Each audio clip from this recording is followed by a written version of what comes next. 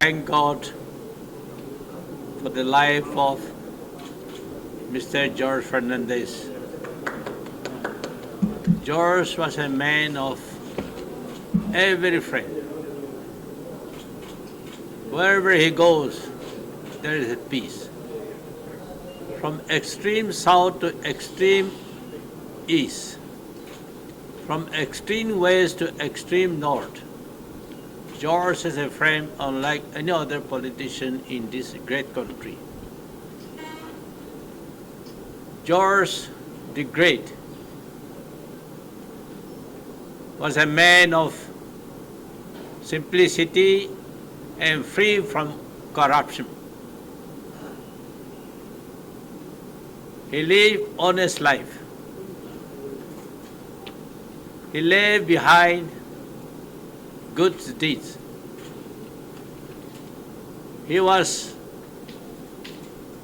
considered to be the greatest nationalist.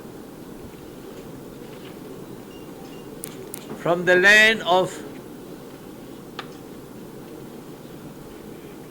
Tamil Nadu, we have come to know that Saint Thomas, the disciple of Jesus Christ, landed in Tamil Nadu. Tamil Nadu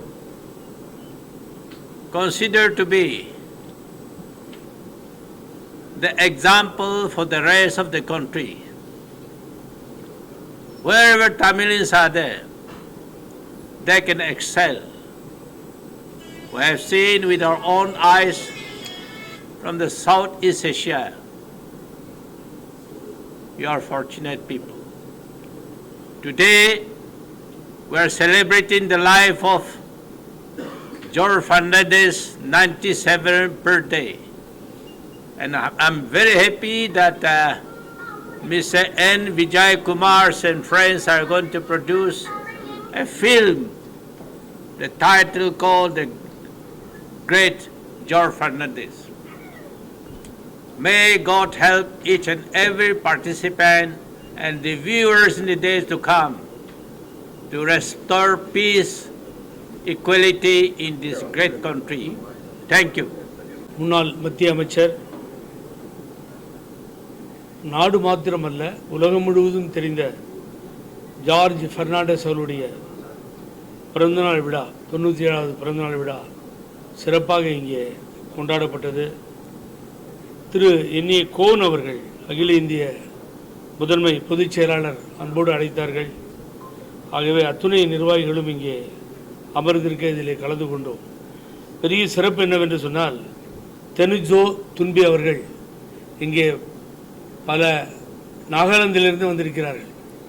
அங்கே உள்துறை அமைச்சராகவும் இந்த கட்சியினுடைய அகில இந்திய தலைவராகவும் பல பதவிகளை வகித்த அவர்கள் இன்றைய தினம் அவருடைய பிறந்த நாளிலே நாடு முழுவதும் பெர்னாண்டஸ் அவர்களை தெரியும்.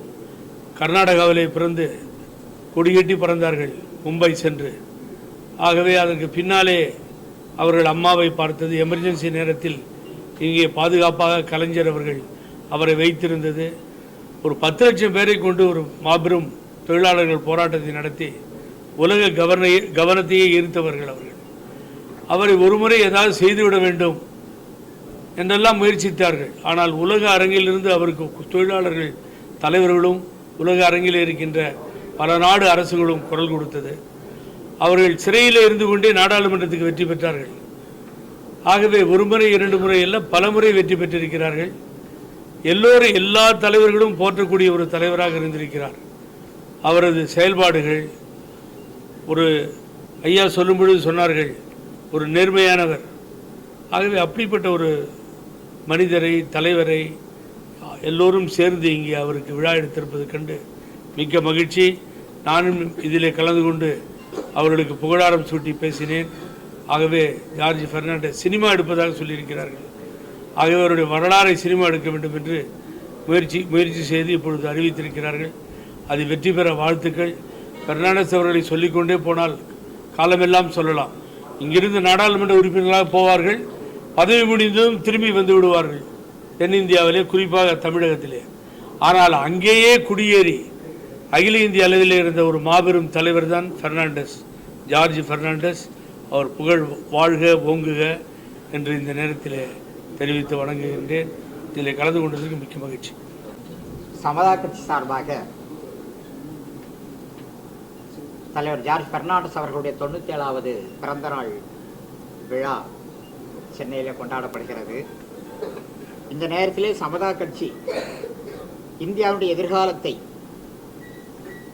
குறிப்பாக நம் தமிழ்நாட்டினுடைய எதிர்கால சூழலையும் பொருளியல் ரீதியாக ஒரு கட்டமைப்பை ஜார்ஜ் பெர்னாண்டஸ் வழியிலே உருவாக்க வேண்டும் என்பதற்காக நீண்ட காலமாக, ஏறக்குறைய 20 ஆண்டுகளுக்கு மேலாக ஜார்ஜ் பெர்னாண்டஸ் தலைமையில் முதலில் தொடங்கி அதற்கு பின்பு நாங்கள் தொடர்ந்து செய்து கொண்டிருக்கக்கூடிய இந்தியாவை மையமாக வைத்த உலகமயத்திற்கு மாற்றான உள்ளூர் மயம் என்று சொல்லக்கூடிய தற்சார்பு பொருளியல் தன்னிறைவு பொருளியல் கட்டமைப்பை நாங்கள் இந்த நேரத்தில் அறிவித்திருக்கின்றோம். இதை தொடர்ந்து இந்தியாவிலே இப்பொழுது இருக்கக்கூடிய கட்டமைப்பான ஒன்றிய அரசு, அதற்கு கீழே மாநில அரசு, அதற்கு கீழே உள்ளாட்சி அமைப்புகள் என்று சொல்லி நிதி பங்கீட்டு முறை கொடுத்து உலக அளவிலே கடன்களை வாங்குவதும், இந்த நாட்டிலே வெளிநாட்டு முதலீடுகள் எதிர்பார்ப்பதும் என்று இருக்கக்கூடிய பொருளியல் கட்டமைப்பை மாற்றி கிராம பஞ்சாயத்துகள் என்று சொல்லக்கூடிய கீழே இருந்து உள்ளாட்சிகளிலே தொழிற்சாலைகளை தொடங்கி அங்கே உள்ளவர்களுக்கு உள்ளூரிலே அரசு வேலைகளை கொடுத்து, உள்ளூரில் என்ன விளைகின்றதோ, என்ன கனிம வளங்கள் இருக்கின்றதோ அவற்றை பயன்படுத்தி தொழிற்சாலைகளை உருவாக்கி உள்ளூரிலே பொருளாதாரத்தை அந்த உள்ளாட்சிகளுக்கு கொடுத்து அவர்களை தன்னிறைவு செய்வது, உள்ளாட்சி தொழிற்சாலைகள் உள்ளூரில் அரசு வேலைகளை கொடுக்கும். அப்படி உலகமயத்திற்கு மாற்றான உள்ளூர் மயத்தின் மூலமாக அடிமட்டத்தில் இருந்து உள்ளாட்சிகளை வலுப்படுத்தி உள்ளாட்சிகளிலிருந்து நிதிகளை மாநில அரசிற்கும் மத்திய அரசிற்கும் கொடுப்பது, அதன் மூலமாக இந்தியாவை ஒரு எதிர்காலத்திலே கடன் வாங்காத, அதே போல ஒரு தன்னிறைவான உள்நாட்டிலே வேலை வாய்ப்புகளை கொடுத்து வெளியிலிருந்து வேலைக்கு இந்தியாவை நோக்கி வரக்கூடிய ஒரு மாற்றை கொண்டு வருவதற்கான ஒரு திட்டத்தை இன்று அறிவித்திருக்கின்றோம். ஆகவே அதற்கு நாங்கள் இரட்டை பொருளியல் என்று பெயர் வைத்திருக்கின்றோம்.